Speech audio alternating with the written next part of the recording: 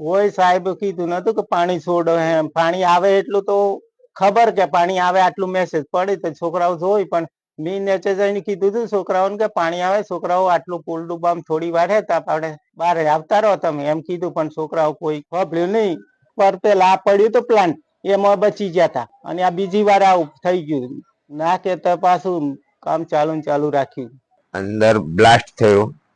કઈ જગ્યાએથી પાણી બ્લાસ્ટ થયું એ ખબર નહીં, પણ અમે લોકો ચાય પીતા હતા તો એ અમને બધાને ફેંકી દીધા એકદમ બ્લાસ્ટ થયું હતું. છોકરાઓ બધા કહેતા કે હમણાં જપી જાઓ મહિનો 2 મહિના, પણ કોઈ માન્યું નહીં. પાણી છોડ્યું તો બી પણ કામ ચાલુ રાખ્યું. લાસ્ટમાં હું નીકળ્યો, મારા જોડે એક ભાઈબંધને લેતો બી આવ્યો ઉપર.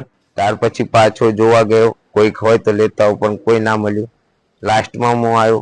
કોન્ટ્રાક્ટ જાણતો હતો કે પાણી છોડવાનું હતું કે એલર્ટ આલેલું હતું, પણ આ લોકોનું કામ એમને ચાલુ કરાવ્યું. વસ્તુ એકનો એક દીકરો હતો કે મારે ભગવાનનો દીકરો મને નથી આવ્યો, કારણ કે બધા પરિવારનું બધાને જોવાનું હતું. એના 4 છોકરાઓ છે.